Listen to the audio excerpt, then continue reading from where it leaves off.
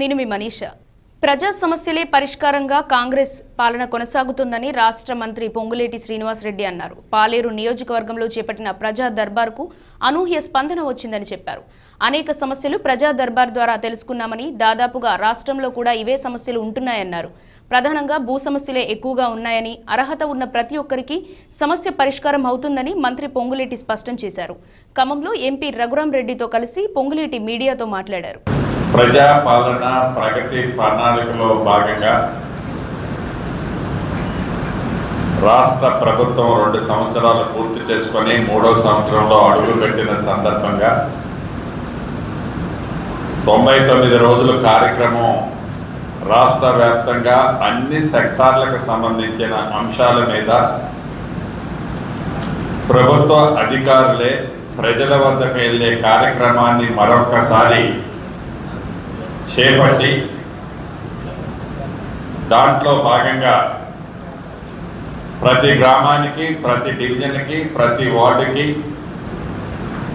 వివిధ రూపాలలో వివిధ అంశాలను తీసుకొని ప్రజల వద్దకి వెళ్ళిన సంగతి మీకు తెలిసిందే. స్థానిక ప్రజాప్రతినిధులతో పాటుగా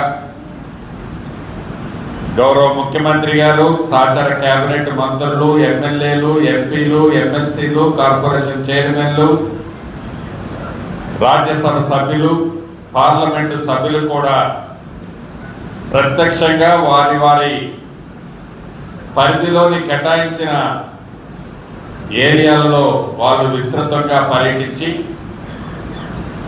ఈ గడిచిన 2 సంవత్సరాల్లో రాష్ట్ర ప్రభుత్వం పేదవాడికి, తెలంగాణ ప్రజలకి ఏ విధంగా అభివృద్ధి సంక్షేమాన్ని తీసుకెళ్ళిందో, ఇంకా ఎక్కడైనా ఈ పేదవాడికి అందని సంక్షేమ కార్యక్రమాలు కానీ, అభివృద్ధి జరగని ప్రాంతం కానీ ఉంటే దాన్ని ఐడెంటిఫై చేసి వాటన్నిటిని పరిష్కరించే దిశగా ఈ 99 డేస్ కార్యక్రమం రేపు జూలై 12 నాటికి పూర్తి కాబోతుంది. ఈ 14 క్లస్టర్లో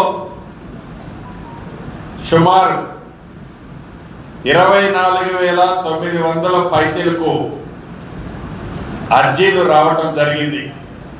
అది అర్బన్ ప్రాంతంలో కానీ, రూరల్ ప్రాంతంలో కానీ, అంటే రమారమి ఒక 15-20 తక్కువ 25,000 అర్జీలు రావటం జరిగింది. ఈ అర్జీల్లో ప్రధాన అంశం 11,000 అప్లికేషన్లు ఇందిరమ్మ ఇల్లు కావాలని, సుమారు 5,200 అప్లికేషన్లు ఆసరా పెన్షన్లు కావాలని, 4,300 అప్లికేషన్లు భూములకు సంబంధించిన అంశాలు. ఈ భూములకు సంబంధించిన అంశాలలో ప్రధానమైన కొన్ని వివరిస్తాను. రిజిస్ట్రేషన్ కాకుండా ఈ భూమిని నేను అమ్మాను, మేము కొన్నామనే అగ్రిమెంటుని సాదా బైనామా అంటాం. ఈ సాదా బైనామాకు సంబంధించిన అంశాన్ని భూభారతిలో కూడా మేము అమ్మిన వాళ్ళది కూడా కాన్సెంట్ కావాలని ఒరిజినల్ రూల్స్ లో పెట్టుకోవడం జరిగింది.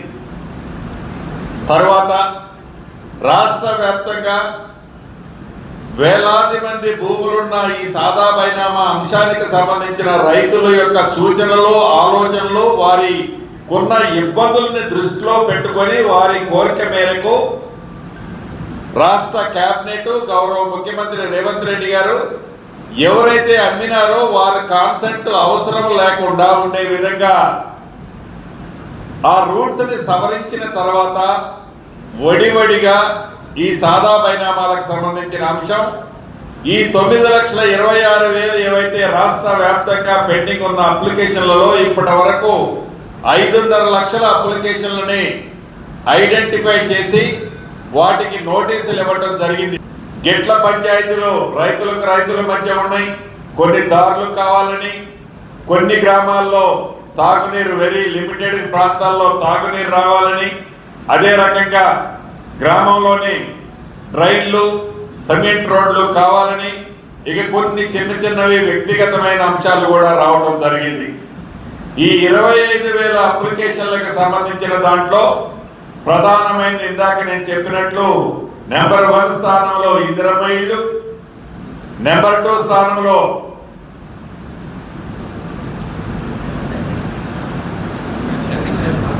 ఆసరా పెన్షన్లు, నెంబర్ 3 స్థానానికి సంబంధించిన దాంట్లో భూ సమస్యలు, నెంబర్ 4 సంబంధించిన దాంట్లో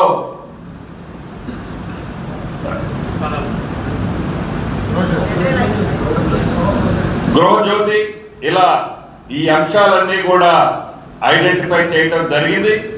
వీటికి టీములను ఆల్రెడీ ఏదైతే మేము క్లస్టర్ల రూపంలో ఏర్పాటు చేశామో అదే పద్ధతిలో అధికారుల్ని కూడా యంత్రాంగాన్ని బైఫర్కేషన్ చేసుకొని రాబోయే కొద్ది రోజులు అది రెవెన్యూకు సంబంధించింది అయితే it takes minimum 45 days time పడుతుంది.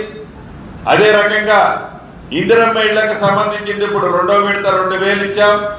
ఈ 11,000కి సంబంధించిన దాంట్లో డెఫినెట్ గా జెన్యూన్ ఉన్నాయి, కొన్ని ఉన్నాయి.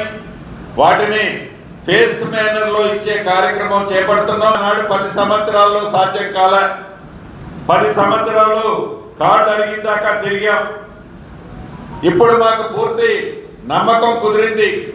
మీరు ఒకేసారి ఇవ్వలేకపోవచ్చు, ఇస్తే బాగుంటది, కానీ రాష్ట్ర ఆర్థిక పరిస్థితి సహకరించే కారణంగా మీరు ఒకేసారి ఇవ్వలేకపోయినా మీరు ఇస్తారు, మీరు చేస్తారు, మీరు చేయగలుగుతారనే నమ్మకం మాకుంది అనేది ఆ కలిసిన 45,000 మంది చిల్లరు ఎవరైతే ఉన్నారో నా కుటుంబ సభ్యులు, వారు చెప్పిన దాన్ని బట్టి నాకు స్పష్టంగా అర్థమైంది.